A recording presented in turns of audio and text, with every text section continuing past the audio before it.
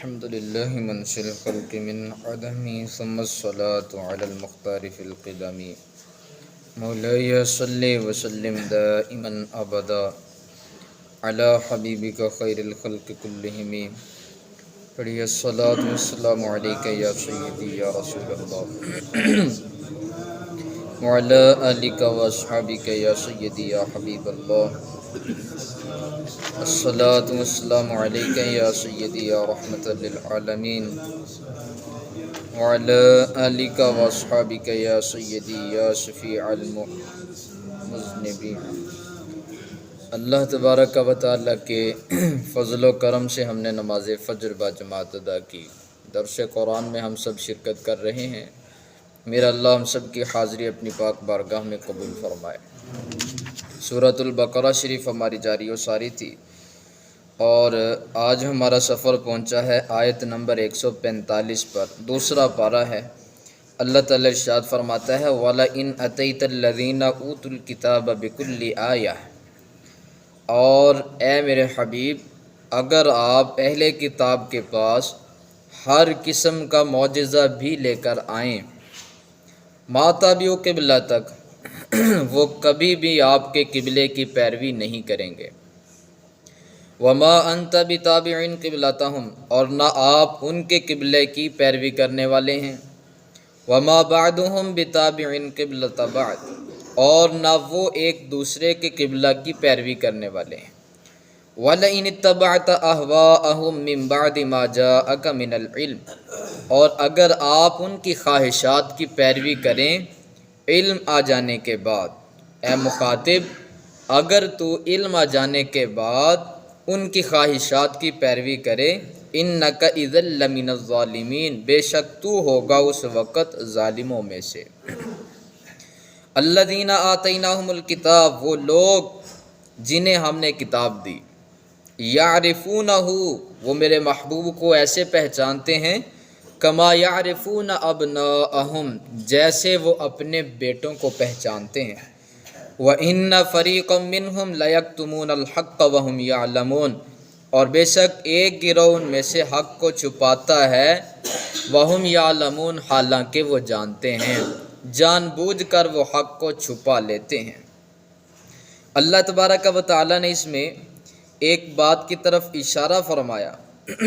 اور وہ یہ اللہ تعالیٰ ارشاد فرماتا ہے میرے حبیب اگر آپ ان اہل کتاب کے پاس ہر قسم کا معجزہ لے کر آئیں، آپ ان کی خواہشات جیسی ہیں کہ ہمارے سامنے یہ ہونا چاہیے، تو فرمایا ان کی ہر بات کے مطابق آپ ان کے سامنے معجزہ رکھ بھی دیں، لیکن یہ پھر بھی آپ کے قبلے کی پیروی کرنے والے نہیں ہیں، لہٰذا ان کو خوش کرنے کی کوئی ضرورت نہیں ہے۔ آپ اپنے رب تعالیٰ کا ذکر کریں، اپنے رب تعالیٰ کو راضی کریں، یہ مانتے ہیں مانیں، نہ مانیں تو جائیں جہنم میں، لیکن آپ اپنے قبلے کی پیروی کرتے رہیں، اپنے قبلے کو آپ نے چھوڑنا نہیں ہے۔ یہ تحویل قبلہ کے بعد والی آیات ہیں، جب قبلہ تبدیل ہوا، اور یہ آپ جانتے ہیں کہ سب سے پہلے جو ہمارا قبلہ اول تھا وہ بیت المقدس شریف تھا، اور بیت المقدس کی طرف ہم رخ کر کے نماز پڑھتے تھے۔ یہود و نصارہ کا قبلہ بھی بیت المقدس ہی تھا، اور اب تک وہ اسی قبلے کو اپنا کعبہ بنائے ہوئے ہیں، اور اسی قبلے کی طرف وہ اپنا رخ کرتے ہیں، اپنا چہرہ کر کے وہ اپنی نمازیں ادا کرتے ہیں۔ لیکن اللہ تبارک و تعالیٰ نے مصطفیٰ جان رحمت صلی اللہ تعالیٰ علیہ وآلہ وسلم کے ماننے والوں کے لیے اور دین اسلام کے ماننے والوں کے لیے اللہ تعالیٰ نے اب بیت المقدس کا قبلہ منسوخ فرما دیا، اور اللہ تعالیٰ نے اب جو قبلہ ہمارے لیے بنایا وہ خانہ کعبہ ہے، اور وہی قبلہ حضرت سیدنا ابراہیم علیہ السلام کا قبلہ ہے۔ اور پھر اللہ تبارک و تعالیٰ ارشاد فرماتا ہے کہ یہ جو معاملات ہوئے، یہ قبلہ جو تبدیل ہوا، یہ پچھلی کتابوں میں تورات میں ہم نے واضح لکھ دیا تھا کہ اللہ تعالیٰ کے آخری نبی کی یہ نشانی ہوگی کہ وہ پہلے بیت المقدس کو قبلہ بنائے گا، اور بعد میں اللہ تعالیٰ ان کی مرضی کے مطابق خانہ کعبہ کو قبلہ بنا دے گا۔ وَإِنَّ الَّذِينَ أُوتُوا الْكِتَابَ لَيَعْلَمُونَ أَنَّهُ الْحَقُّ مِنْ رَبِّهِمْ، اللہ تعالیٰ ارشاد فرماتا ہے اہل کتاب کے جو بڑے بڑے علماء ہیں وہ اس بات کو جانتے ہیں کہ یہ قبلے کا تبدیل ہونا یہ تو ان کے رب کی طرف سے بالکل حق تھا اور بالکل یہ سچی بات تھی، لیکن فرمایا یہ پڑھ کے تورات پھر آنکھیں بند کر لیتے ہیں۔ تو کہا وَمَا اللَّهُ بِغَافِلٍ عَمَّا يَعْمَلُونَ، اللہ تعالیٰ ان کے عملوں سے بے خبر نہیں ہے، اللہ تعالیٰ کو ہر چیز کی خبر ہے، ہر چیز کا علم رکھنے والا ہے۔ پھر اللہ تعالیٰ ارشاد فرماتا ہے کہ یہ میرے محبوب کو ایسے پہچانتے ہیں جیسے اپنے بیٹوں کو پہچانتے ہیں۔ اب بیٹوں کو پہچاننے کا مطلب کیا ہے؟ کوئی بھی باپ جہاں بھی اس کے بچے کھیل رہے ہوں اور ان بچوں کے درمیان اس کا اپنا بیٹا موجود ہو، اب دور سے اس کی فوراً جو نظر جاتی ہے وہ اپنے بیٹے پر جاتی ہے، اور وہ اتنے بچوں میں اس کا بیٹا مشتبہ نہیں ہوتا، اور ایسا نہیں ہوتا کہ وہ اپنے بیٹے کو پہچاننے کے اندر دشواری اور مشکل اور مشقت محسوس کرے، وہ فوراً پہچان لیتا ہے۔ تو اللہ تعالیٰ ارشاد فرماتا ہے کہ جیسے یہ اپنے بیٹوں کو پہچانتے ہیں، اس سے کہیں زیادہ یہ میرے محبوب کو پہچانتے ہیں۔ اور فرمایا کہ ان کے سامنے واضح نشانیاں موجود ہیں، لیکن پھر بھی یہ ہٹ دھرمی کی وجہ سے، حسد، بغض اور عناد کی وجہ سے یہ میرے محبوب علیہ الصلوۃ والسلام کو ماننے سے انکار کر رہے ہیں۔ اس لیے اللہ تبارک و تعالی نے اس بات کی طرف پیارے آقا صلی اللہ تعالیٰ علیہ وآلہ وسلم کی طرف ایک وحی کے ذریعے یہ پیغام بھیجا کہ یہ کبھی بھی یہ مر جائیں گے لیکن آپ کے قبلے کی کبھی بھی یہ پیروی نہیں کریں گے، نہ آپ نے ان کے قبلے کی پیروی کرنی ہے۔ اور پھر اللہ تعالیٰ ارشاد فرماتا ہے الحق من ربک فلا تکونن من الممترین، فرمایا یہ تحویل قبلہ یہ حق ہے تمہارے رب کی طرف سے، تو اے مخاطب تم اس میں شک کرنے والے ہرگز نہ ہونا، اس میں شک نہیں کرنا۔ وَلِكُلٍّ وِجْهَةٌ هُوَ مُوَلِّيهَا، اللہ ارشاد فرماتا ہے ہر ایک کے لیے ایک سمت ہے جس جانب وہ اپنی توجہ کرتا ہے۔ هُوَ مُوَلِّيهَا فَاسْتَبِقُوا الْخَيْرَاتِ، ہر ایک کے لیے ایک سمت ہے جس طرف وہ رخ کر کے نماز پڑھتا ہے۔ تو فرمایا سو تم نیکیوں میں ایک دوسرے سے آگے بڑھنے کی کوشش کرو، نیکیوں میں پہل کرنے کی کوشش کرو۔ اَيْنَمَا تَكُونُوا يَأْتِ بِكُمُ اللَّهُ جَمِيعًا، تم جہاں کہیں بھی ہوگے اللہ تعالیٰ تم سب کو اکٹھا لے آئے گا۔ ان اللہ علی کل شیء قدیر، بے شک اللہ ہر چیز پر قادر ہے۔ اس میں اللہ تعالیٰ نے بنیادی طور پر یہ بات ارشاد فرمائی ہر ایک کا کوئی نہ کوئی قبلہ ہے، ہر ایک کے لیے کوئی نہ کوئی سمت ہے جس طرف وہ توجہ کرتا ہے، جس جانب وہ رخ کر کے نماز پڑھتا ہے۔ میں نے آپ کے سامنے ذکر کیا تھا کہ جو فرشتے ہیں ان کا قبلہ بیت المعمور ہے، ان کا قبلہ کیا ہے؟ بیت المعمور۔ ہمارا قبلہ خانہ کعبہ ہے اور ہم اس طرف اپنا رخ کر کے نماز پڑھتے ہیں، ہر ایک کا کوئی نہ کوئی قبلہ ہے۔ محدث اعظم پاکستان آپ ارشاد فرماتے ہیں، کہتے ہیں میرے دل کے اندر خیال آیا ہر ایک کا کوئی نہ کوئی تو قبلہ ہوتا ہے، تو اللہ تعالیٰ کی ذات مبارکہ کا قبلہ کیا ہے؟ تو فرماتے ہیں فوراً میرے دل کے اندر یہ آیت مقدسہ آئی، اللہ تعالیٰ ارشاد فرماتا ہے فَإِنَّكَ بِأَعْيُنِنَا، اے میرے حبیب ہم تو ہر وقت، ہر لمحہ، ہر ساعت، ہر گھڑی صرف آپ کے چہرے کی زیارت کر رہے ہیں، اس لیے ہمارا جو قبلہ ہے وہ آپ کا چہرہ انور ہے۔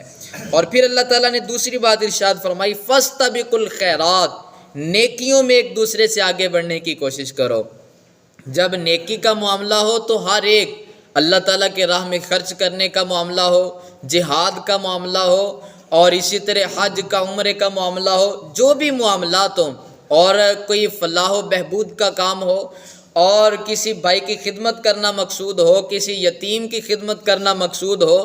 ہر جگہ پہ اللہ تعالیٰ ارشاد فرماتا ہے فَاسْتَبِقُوا الْخَيْرَاتِ، نیکیوں میں ایک دوسرے سے آگے بڑھنے کی کوشش کرو۔ آپ کو وہ واقعہ یاد ہے جب غزوہ تبوک کا موقع ہے، میرے کریم آقا صلی اللہ تعالیٰ علیہ وآلہ وسلم نے جہاد کے لیے فنڈ کا مطالبہ فرمایا اور سرکار نے صحابہ کی توجہ اس جانب مبذول کروائی، تو اس وقت تمام کے تمام صحابہ، حضرت عثمان غنی رضی اللہ تعالیٰ عنہ دیکھیے، انہوں نے اس وقت 700 گھوڑے سرکار کی خدمت میں پیش کیے اور 1000 اونٹ سرکار کی خدمت میں پیش کیا، اور اس کے علاوہ انہوں نے کئی ہزار اشرفیاں سرکار کی خدمت میں پیش فرمائیں، اور حضرت سیدنا فاروق اعظم رضی اللہ تعالیٰ عنہ انہوں نے دل کے اندر خیال پیدا ہوا آج سے پہلے تو میں کبھی صدیق اکبر سے آگے نہیں بڑھ سکا، لیکن آج میرے پاس موقع ہے میں ان سے آگے بڑھنے کی کوشش کروں۔ تو انہوں نے اپنا مال اٹھایا اور اس کے کیے 2 حصے، ایک حصہ سرکار کی خدمت میں پیش کر دیا اور دوسرا حصہ اپنے بال بچوں کے لیے انہوں نے گھر کے اندر چھوڑ دیا۔ اور حضرت صدیق اکبر رضی اللہ تعالیٰ عنہ، ان کا آپ انداز دیکھیے، آپ نے اپنے گھر کا سارا مال لا کے سرکار کی خدمت میں پیش کر دیا۔ اب جب دونوں سرکار کے پاس آئے تو پیارے آقا پہلے تو یہ پوچھتے تھے کیا لے کے آئے ہو، لیکن اب سرکار نے گفتگو کا انداز ہی تبدیل فرمایا اور پیارے آقا پوچھتے ہیں، فرمایا کہ اے ابو بکر، پہلے فاروق اعظم سے پوچھا، سرکار نے فرمایا فاروق اعظم بتائیے گھر میں کیا چھوڑ کے آئے ہو؟ تو حضرت سیدنا عمر بن خطاب رضی اللہ تعالیٰ عنہ عرض کرتے ہیں، کہتے ہیں یا رسول اللہ میں مال کے دو حصے کر کے آیا ہوں، ایک گھر والوں کے لیے چھوڑ کے آیا ہوں اور ایک آپ کی خدمت میں پیش کر دیا۔ سرکار نے صدیق اکبر پاک سے پوچھا، فرمایا کہ اے صدیق اکبر آپ بتائیں آپ گھر میں کیا چھوڑ کے آئے ہیں؟ تو حضرت صدیق اکبر رضی اللہ تعالیٰ عنہ عرض کرتے ہیں، ابقیت لہم اللہ ورسولہ، یا رسول اللہ میں گھر میں اللہ بھی چھوڑ آیا ہوں، اللہ کے رسول کو بھی چھوڑ آیا ہوں۔ میں گھر کے اندر مال نہیں چھوڑ کے آیا، میں گھر میں اللہ اور اللہ کے رسول کو چھوڑ کے آیا ہوں۔ یہ ہے مصطفیٰ جان رحمت کے صحابہ، فاستبقوا الخیرات پر عمل کرنے والے، نیکی میں پہل کرنے والے، ایک دوسرے سے آگے بڑھنے والے۔ اب جہاد کے معاملات اگر آپ دیکھیں تو خواتین نے بھی اس کے اندر اپنا اپنا کردار ادا کیا، اور کچھ ایسی خواتین بھی تھیں جنہوں نے اپنی جوان یہاں تک کہ اپنے چھوٹے چھوٹے بچے لا کے سرکار کی خدمت میں پیش کر دیے۔ اور پیارے آقا کی خدمت میں ایک خاتون آتی ہے اور ایک صحابی کہتے میں یہ ماجرا دیکھ رہا تھا، اس نے آ کے اپنا 2 سے 2.5 سال کا بچہ تھا وہ لا کر کے سرکار کی خدمت میں پیش کر دیا اور کہا یا رسول اللہ صلی اللہ تعالیٰ علیہ وسلم اسے قبول فرمائیے۔ تو پیارے آقا نے کہا میں اس بچے کا کیا کروں گا؟ تو اس خاتون کا آپ ذرا حوصلہ دیکھیں، سرکار سے محبت دیکھیں۔ اس نے کہا یا رسول اللہ مجھے پتہ ہے یہ ایک کمزور ہے، نکاحت کی وجہ سے یہ تو چل پھر بھی نہیں سکتا، لیکن کہا یا رسول اللہ اگر آپ کی طرف تیر آئیں تو کہا میرا بیٹا جو ہے یہ ڈھال کا کام تو دے سکتا ہے نا، اور یہ اپنے وجود پر اگرچہ زیادہ یہ مشکلات برداشت نہیں کر سکتا، لیکن یا رسول اللہ یہ تیر تو برداشت کر سکتا ہے۔ یہ سرکار کے صحابہ اور صحابیات کے انداز تھے مصطفیٰ جان رحمت سے محبت کرنے کے۔ تو اللہ تبارک و تعالی ہمیں ارشاد فرماتا ہے فاستبقوا الخیرات، نیکیوں میں پہل کرنے کی کوشش کرو، نیکی میں ایک دوسرے سے آگے بڑھنے کی کوشش کرو۔ اور پھر اللہ تعالی ارشاد فرماتا ہے اینما تکونوا، تم جہاں کہیں بھی ہوگے، اللہ تعالیٰ فرماتا ہے یأتی بکم اللہ جمیعا،